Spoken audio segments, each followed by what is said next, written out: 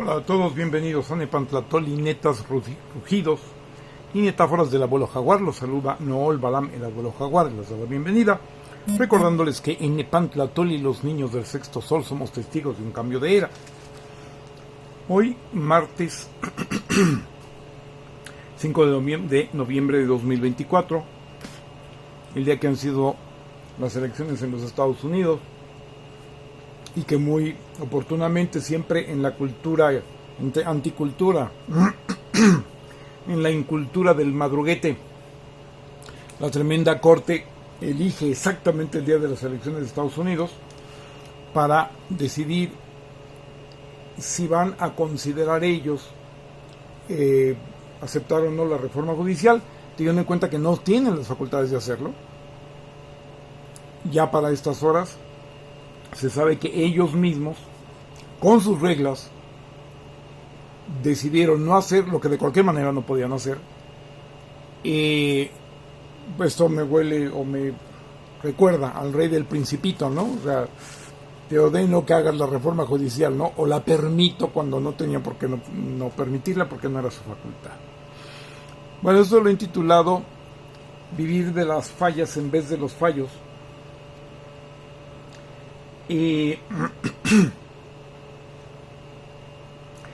Hay un ministro que toma a orgullo no ceder ante el clamor de la mayoría, ¿sí? Esto en democracia es una subversión. No solo son golpistas técnicamente, etcétera, etcétera, etcétera, sino que además en realidad eso es subversivo, porque el soberano es el pueblo. Entonces no procede que ellos tengan a bien decir no vamos a, nada más le faltó decir chusma, ¿no? No vamos a aceptar que nos imponga nada la chusma. Pero realmente esto revela pues cómo han vivido fuera de la realidad y cómo era un poder que precisamente estando por fuera de la elección popular pues vive totalmente en otro planeta, ¿no? Es el asunto y es el ejemplo esto de la tremenda corte, de lo que yo llamo en las metáforas, una de mis primeras metáforas y que muy socorrida, que fue los paradigmas paralelos, ¿no? Cada quien ve las cosas como quiere, eso aparentemente sería como una obviedad, ¿no? Pero ¿por qué son paralelos? Porque muchas veces yo lo veo de una manera, otra persona lo ve de otra, no nos comunicamos y obramos o hablamos o vivimos de acuerdo a nuestro paradigma, pero sin percatarnos que el otro tiene una visión radicalmente contraria, diferente, etcétera, etcétera, ¿no? Y que pues es precisamente el problema. Ahora, ¿cuál es la novedad de los paradigmas paralelos? Porque sería así como que pues el Nool Balam se inventó una obviedad. La novedad es que quien decide eso, como viene en el libro del Alicia en el País de las Maravillas, es sí el que tiene el poder. Entonces el problema de que cada quien tenga su visión, aparte de una serie de cosas que se pueden comentar, es que se impone de aquel que tiene el poder, no la razón, no la justicia, no la verdad.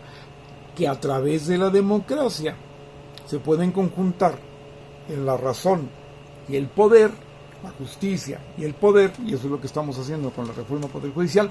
Eso es otra cosa, pero ellos han vivido fuera de esta realidad, y es que es lo mismo. Hace muchos años, y lo repetiré cada vez que venga al caso, hubo elecciones. Unas personas llegaron al Senado, que todavía estaba en la calle de Jicotencatl. Una muchachilla joven llegó a senadora.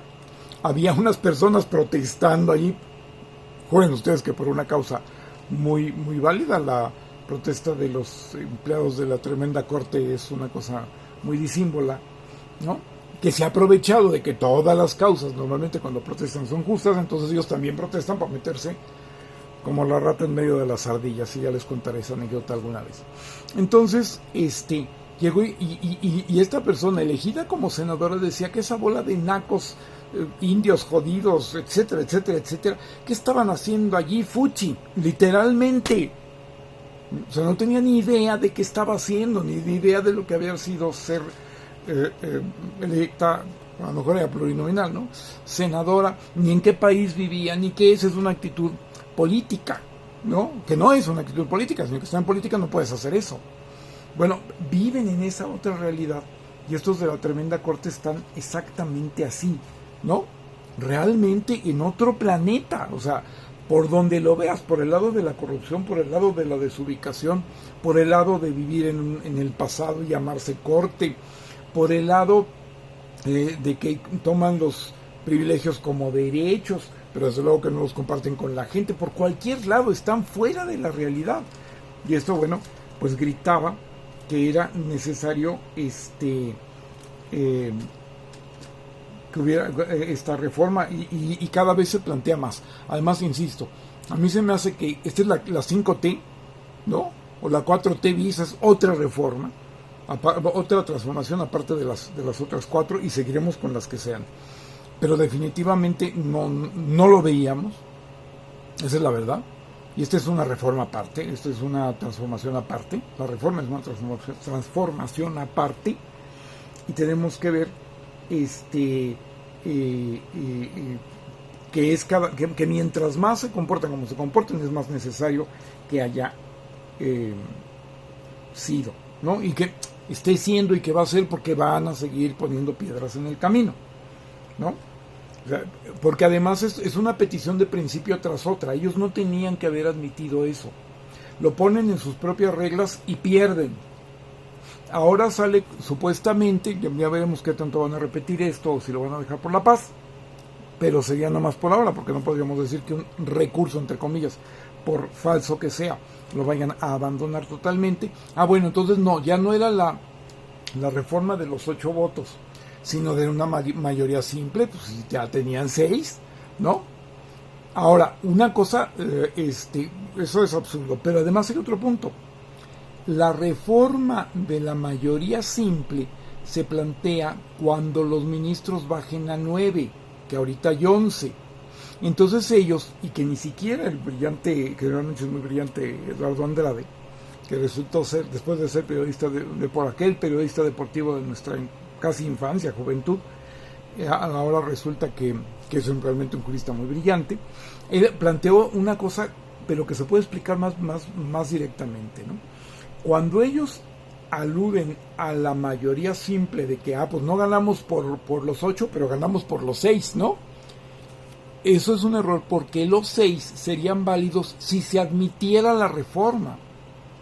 Entonces, su legismo barato, cínico, descarado, ¿verdad? No tiene límite, porque entonces toman la reforma que está negando para decir que en base a esa reforma que están negando, tienen los votos apropiados para negar la reforma. O sea, realmente hasta parece un juego de palabras, son de un cinismo total, ¿no? Y ellos mismos se ranquearon en una competencia que no les iba y la perdieron y siguen aferrados a no perder. Esto realmente, para ver si los vamos a entender, que es como si hubiera cuando dice, por ejemplo, que se necesita una mayoría calificada para hacer algo. A ver, yo tendría una analogía, es como en estas finales con los negocios del fútbol, que ya no son de un solo partido, ¿no? No sé si llegan a 3 o cuando menos 2 partidos, y ya se sabe y todo el mundo sabe el marcador total o cuando se hace el final por penaltis, ¿no? Ya se sabe cuando se ganó, ¿no? Muchas veces en el final por penaltis, cuando ya no hay opción a que el otro pueda ganar, ya se levanta la victoria, ya no diga, pero es que no tiramos el último, ya no iba a afectar el resultado. O bien en el caso de las victorias en finales o más de un juego, ya se sabe que no depende del resultado de un juego, sino de los dos, de la cantidad de goles o como sea. Y una vez que eso se ha pactado, ya no hay vuelta de hoja. Entonces supongamos que hay una final a 2 partidos y entonces ganas el último, pero por el total de goles de habiendo perdido el primero, ya perdiste. Está pactado, ya, no hay discusión. Pero no, ganamos el último y el último es el que vale. O sea, así en ese grado están. O sea, realmente ya es infantil, ¿no? El problema es que haya gente que los siga. Eso es lo que realmente a mí verdaderamente me preocupa, porque ellos no tienen vergüenza y son capaces de decir lo que sea, pero cómo hay gente que los pueden decir, ¿no? Y hay un asunto muy importante: ellos jamás les tocó hacer la ley, punto, ¿no? Y aquí hay y son totalmente golpistas. De que hay un aspecto muy importante: a la tremenda corte, que ojalá algún día vuelva a ser, y ya no debería llamársele corte, ojalá también se le cambie el nombre, a ese tribunal máximo, como se le deba llamar, no le toca hacer la ley, punto. Así como al ejército, no, aunque sea el instrumento del monopolio de la violencia, así se solía llamar, del gobierno, no le toca decidir dónde la ejerce, punto, ¿sí? Por eso esa situación de que se va a militarizar el país, no sé qué, no, si el presidente es civil, el país no está militarizado, ya, o sea. Pero en ese sentido, acá también esta cuestión: a ellos no les toca hacer la ley, sino aplicarla, punto. Si ellos quieren hacer la ley, es golpe de Estado. Si el ejército quiere decidir dónde va a ejercer la violencia por encima de la presidencia de la República, que es su comandancia suprema, es golpe de Estado, punto. O sea, no hay más que eso. O sea, el asunto es que tenemos que ver, ¿no? Que hay una afectación grave de algo así como el sentido común de las personas. El rescate de la Cuarta Transformación ha sido en gran parte el rescate del sentido común, porque esto de decir, hay muchas verdades, muchos sentidos comunes, cuidado, porque verdades no hay más que una. Sentido común sí podríamos decir, como yo lo he planteado, pues depende de qué comunidad estemos hablando, ¿no? El sentido de qué comunidad. Pero siempre lo que ha venido a hacer el neoliberalismo y todo eso, utilizan ese tipo de planteamientos pues con pésimas intenciones y con muy malos resultados, ¿no? Entonces también tenemos que empezar, hay un sentido común, es el de la mayoría de la gente, y en base a eso nos tenemos que mover, porque si permitimos que haya estas malversaciones, pues vamos a como siempre, a acabar mal, ¿no? Y ahora,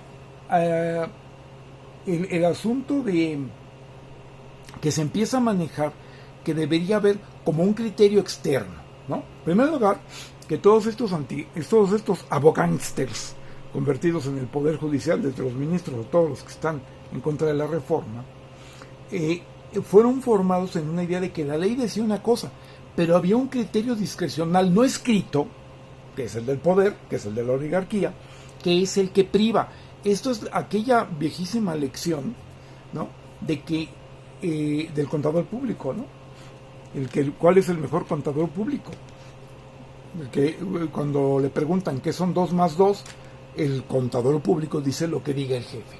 Así están ellos, lo que les diga el jefe. ¿Cuál es su jefe? La oligarquía nacional, extranjera, Estados Unidos. Ya, o sea, y ellos están, y la ley no importa, están por encima de la ley, porque hay, y así fueron deformados. Y esas son las escuelas con mentalidad privada, aunque puedan ser las universidades públicas, y lo digo con vergüenza por la Universidad Nacional donde estudié, que no estudié Derecho, y que estábamos pegaditos a leyes, pero a Derecho, a la Facultad de Derecho, pero afortunadamente no se nos pegó lo malo, y el planteamiento se da en ese sentido de que es una discrecionalidad muy antidiscreta, ¿no? Por la cual deciden, y que además no se sabe qué es. Yo de joven ya lo había planteado, y es una de mis primeras reflexiones por algo, de que es como si estuvieran como si hubiera una emisoria radial que emitiera, no sé, una señal, unos programas, ¿no? Pero solamente algunos tenían el radio. Estamos pensando de hace muchos años, yo soy de mucho antes de las computadoras, ¿no? Algunos oyen esa frecuencia, a eso yo me refería con frecuencias, oyen ese canal que les está diciendo algo que los demás no sabemos, esa es la élite.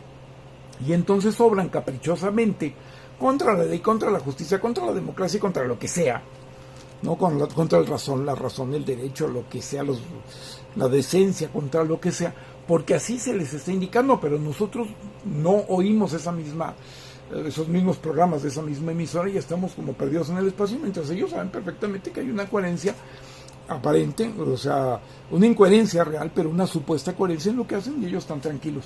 Así es como se manejan. Entonces ahora se ha sacado que si la Corte, primero